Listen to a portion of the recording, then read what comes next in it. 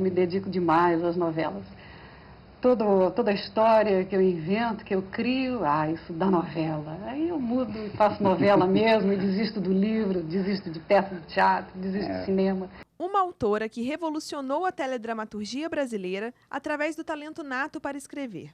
Em 2015, se estivesse viva, Janete Claire completaria 90 anos. A mineira da pequena cidade de Conquista saiu do interior para ganhar o Brasil e o coração dos apaixonados por telenovelas. Considerada a maior novelista de todos os tempos, desde pequena, Janete sonhava em fazer parte do universo das grandes estrelas do rádio. A Maga das Oito, como ficou conhecida na TV, iniciou sua carreira em 1943 como radioatriz na extinta Rádio Tupi de São Paulo. Janete escreveu 31 radionovelas e se inspirou na canção Clair de Lune, uma das preferidas da autora, para criar o seu nome artístico. Em 1945, nos corredores da rádio, Janete conheceu e se apaixonou pelo escritor Dias Gomes. Antes de casarmos, nós trabalhamos juntos. E nos amávamos. Trabalhávamos e nos amávamos. Em 5 anos, Janete e Dias Gomes estavam casados e morando no Rio de Janeiro. Então é uma relação muito importante dela com o Dias, porque é ele quem traz ela para a escrita. E a partir daí, os dois se tornam escritores, ela com algumas interrupções, mas depois de 1956 ela começa a escrever direto, e sempre na casa dela estavam os dois escrevendo. Ela escrevendo novela, ou para o rádio ou para a TV, e ele escrevendo teatro e escrevendo novela para a televisão também. Porque preciso que se diga, foi o seu Dias Gomes meu mestre de escrever. Porque eu escrevia, acho que não tinha técnica, eu escrevia mais ou menos, né? Tinha uma vocação, uma vontade de querer escrever, mas não sabia como fazer. O seu Dias Gomes foi quem me ensinou a técnica de rádio, depois a técnica de televisão. A transição de Janete para a TV foi natural. A autora, sempre atrás de novos desafios, se viu em um ambiente que a despertava cada vez mais para a ficção. Naquele início dos anos de 1960, a televisão despontava como um meio de comunicação que viria a unir o Brasil. Ela já tinha uma experiência grande em rádio e queria experimentar a televisão, queria ver, ela tinha ideias, porque ela escrevia em imagens, então ela quis fazer televisão, foi uma batalha dela. Em 1967, um convite inusitado. José Bonifácio de Oliveira Sobrinho, o Boni, diretor de operações da Globo na época, chamou Janete às pressas para ajudar a salvar uma novela da emissora. Anastácia, Mulher Sem Destino, estava com audiência baixa, produção cara e número excessivo de personagens. Aí Janete é contratada e realmente o único caminho possível para que ela continuasse aquela novela era eliminar praticamente todas as personagens. Foi então que ela criou um terremoto. Isso virou uma lenda, mas foi a inventividade dela para poder seguir a novela imaginada pelo Emiliano Queiroz. E aí, claro, ficou uma novela de Janete Claire. Janete matou mais de 100 personagens do elenco. Em seguida, a história deu um salto de 20 anos e recomeçou com um número bem menor de atores. A produção reduziu gastos, ampliou a audiência e fez com que Janete garantisse seu lugar no canal. A autora ainda foi peça muito importante em um momento de virada na teledramaturgia da Globo. A Globo estava atrasada já, porque até então era o Império da Glória Magadã, que era uma novelista cubana, que fazia adaptações do Conde de Monte Cristo, né, e fez o Sheik de Agadir, era tudo muito fantasioso, né? Então, quando a Globo resolve entrar na mesma trilha que a Tupi estava entrando, com Beto Rockefeller e Antônio Maria, ela é convocada para fazer Véu de Noiva. Um pouco tímida, por quê? Porque havia o comando da Glória Magadã, certo? Havia o comando dela, ou seja, a diretriz vinha de Glória Magadã. Quando a Glória Magadã deixa a Globo, já em 69, ou seja, nesse final da década, aí realmente começa a ascensão e a história de Janete Claire, a usineira de sonhos, como bem falou Carlos Drummond de Andrade. Véu de Noiva foi o primeiro grande sucesso da nossa usineira de sonhos. A novela das 8 marcou a estreia na Rede Globo de Regina Duarte, a eterna namoradinha do Brasil. A narrativa tinha diálogos curtos e coloquiais, uma trilha sonora exclusiva, além de personagens e cenários atuais. Véu de Noiva tem como pano de fundo o automobilismo. Então, se você veja bem, uma novela que já é plasmada, o protagonista, que era o Cláudio Marzo, o ator Cláudio Marzo, na figura do Emerson Fittipaldi.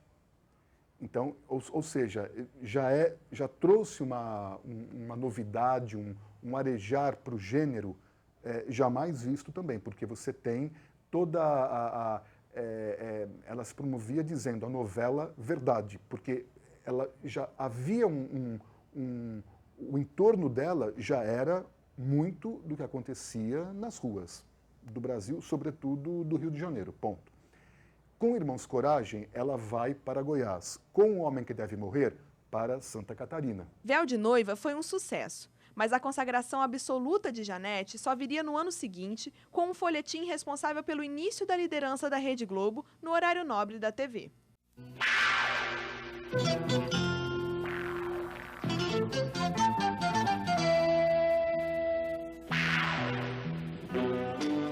100% dos aparelhos de televisão do Brasil ligados na Rede Globo, um índice aparentemente impossível para as emissoras da época.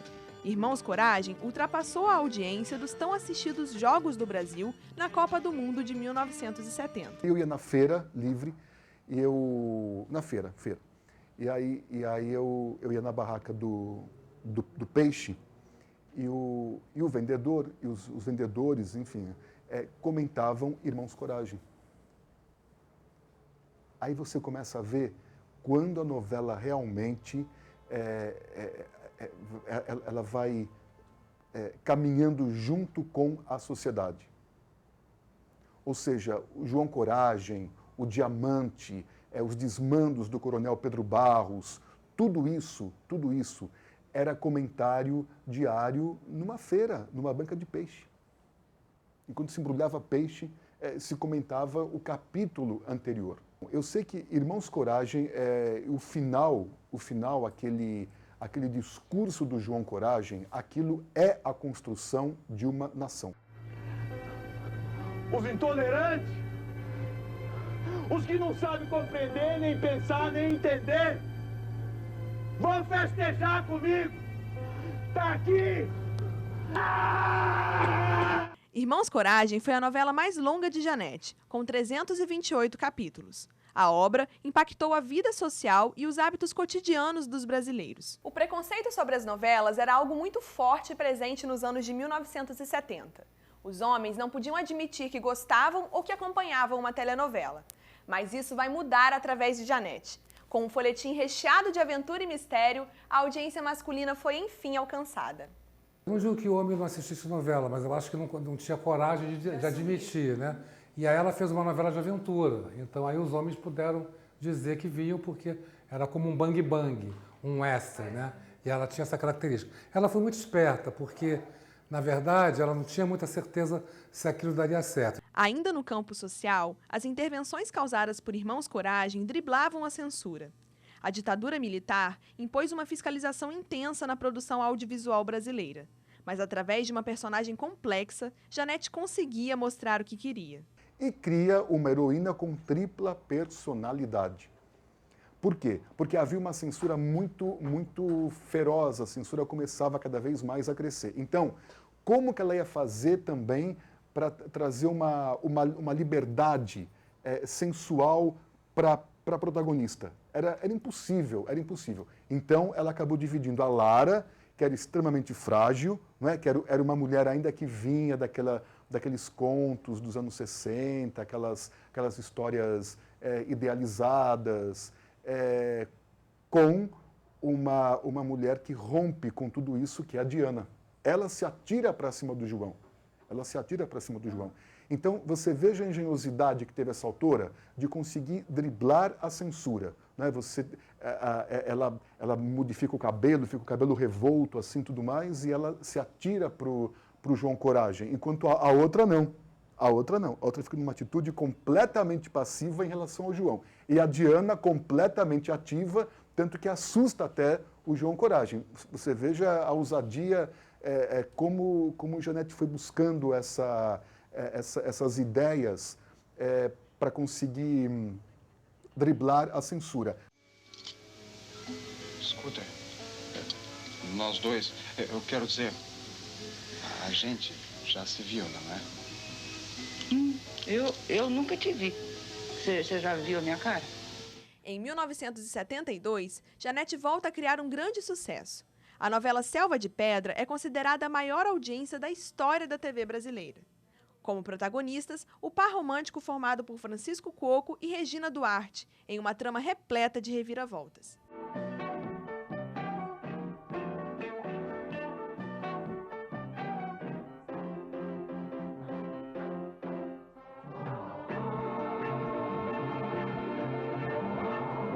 A novela que estrutura, como eu falei aqui no começo da nossa conversa, toda a comunicação e a indústria do entretenimento. Por que eu digo que ela foi mais estrondosa ainda? Primeiro, porque era uma novela era uma novela urbana. Dois, que ela falava de uma questão muito vital para o Brasil, naquela época e, de certo modo, ainda hoje, que é essa transferência do homem do campo para a cidade grande. A novela, para mim, é a maneira que você tem de compreender o mundo, a sociedade, de eu extravasar as minhas neuroses, digo isso eu pessoalmente, e de compreender o que eu estou fazendo aqui e também a vida em sociedade. E ninguém foi mais catalisadora nesse sentido do que Janete Claire com Selva de Pedra, porque Selva é tudo isso que você vê aqui à volta, de manhã, à tarde e à noite. Essa balbúrdia toda que você vê que se transformaram essas grandes cidades no Rio de Janeiro, no Brasil, como Rio, como São Paulo, tudo isso é Selva de Pedra. O homem perdido, exposto, não é? Tendo que lutar diariamente. E tem uma sequência que o Cristiano comenta isso, falou, isso daqui é uma selva de pedra, imagina, em 72. Em 1975, Janete, que se consagrou com novelas no horário nobre, estreia seu primeiro trabalho para as 7 da noite. Ao lado de Gilberto Braga, a autora escreve Bravo.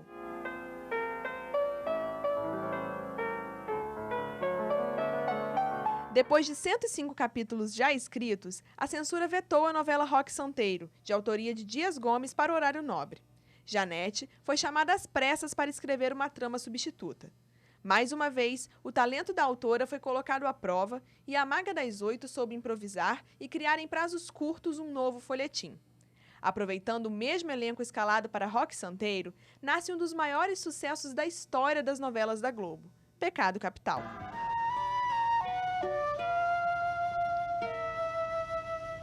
Dinheiro na mão é vendaval na vida de um sonhador,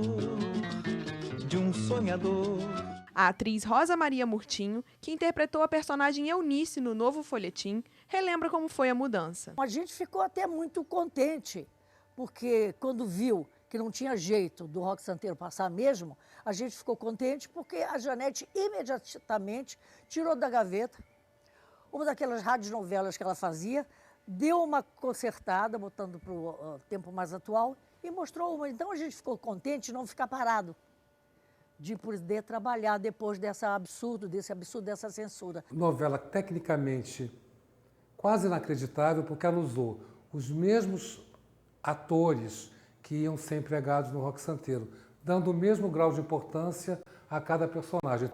E numa história completamente diferente, urbana, né, falando do Rio de Janeiro, do subúrbio, uma coisa que ninguém acreditava que a Janete fosse capaz de fazer, e ela fez. Eu acho que é a melhor novela dela.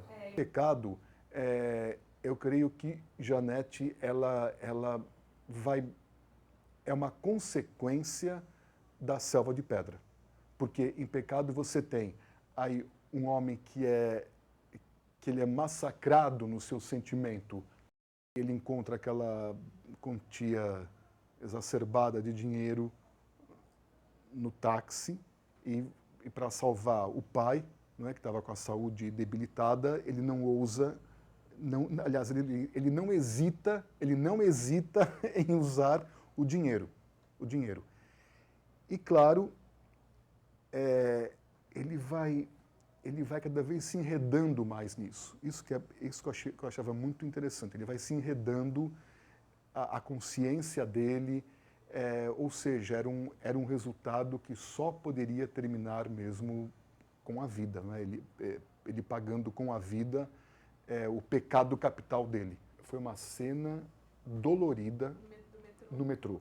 No metrô, no Largo da Carioca. Você imagina no centro da cidade, ele vai devolver o dinheiro, ele está buscando a sua redenção, mas só que não há mais tempo para essa redenção. Para mim, a síntese da novela é essa, e a hora que realmente ele se ajoelha com um tiro no peito, abraçado com a maleta de dinheiro.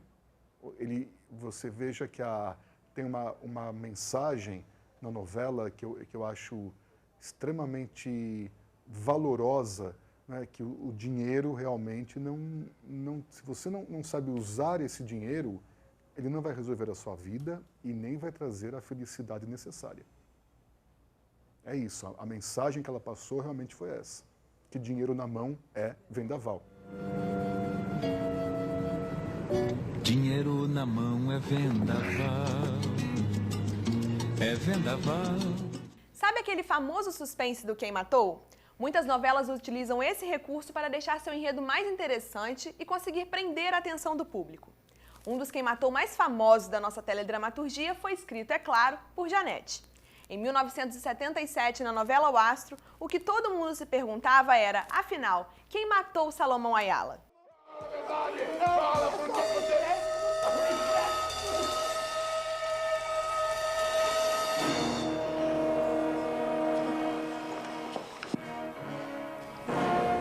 Você matou ele? Quase uma obra de Shakespeare transformada em novela, aquela família do Salomão Ayala, não é? Era inveja, era vingança, era traição, aquela família tinha de tudo ali, não é? E aquele homem que chega, que vai conquistando aquela família, que é o bruxo, né? Que é o Herculano Quintanilha, e que termina como um assessor de um presidente de um país da América Latina. Pronto.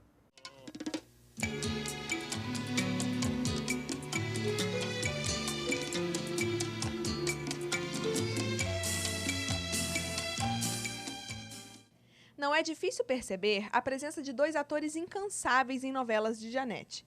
Tarcísio Meira e Francisco Coco eram os queridinhos da autora. Então você tem dois grandes atores que representam a obra dela. O Tarcísio Meira, que ela vai se dedicar a escrever os grandes mitos, então é o João Coragem, é o Juca Pitanga, é o Dr. Ciro Valdez da novela O Homem que Deve Morrer. Então são aquelas criaturas assim mais impolutas, que você vê que elas não têm praticamente um defeito, não é? São heróis absolutos, e isso faz parte da construção de um ideário nacional, de uma identidade, de uma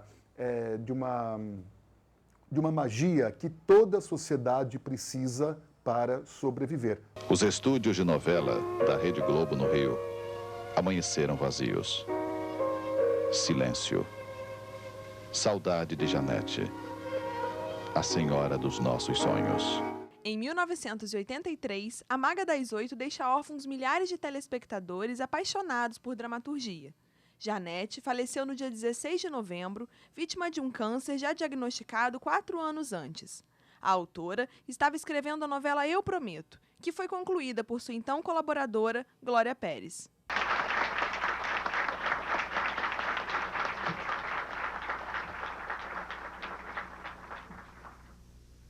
Senhores ministros, senhores senadores e deputados, que nos honram com sua presença. A Glória Pérez escrevia com a Janete Claire, entende?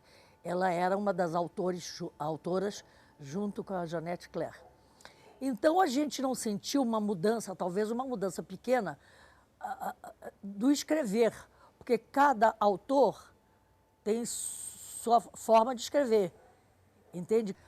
E talvez tenha sido ruim para certas pessoas, mas para mim não foi tanto, porque eu senti muito a morte dela, tudo isso, mas do ponto de vista da novela, não houve muita mudança. Já faz mais de 30 anos que Janete nos deixou.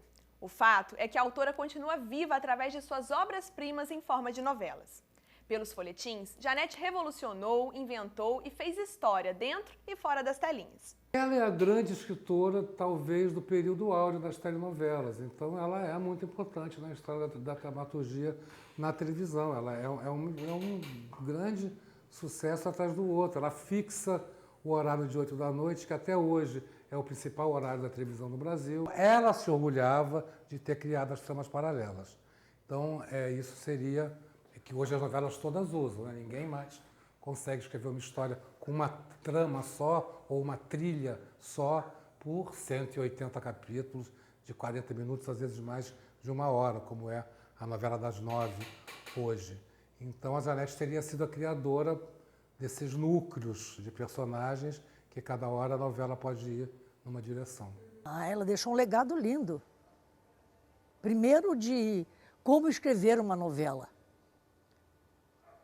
Como passar aquele buraco, depois do capítulo 90, que costuma ter. Então, ela já está pronta para aquilo. Então, ela sabe muito, porque ela veio de radionovela, veio de rádio, fazendo radionovela.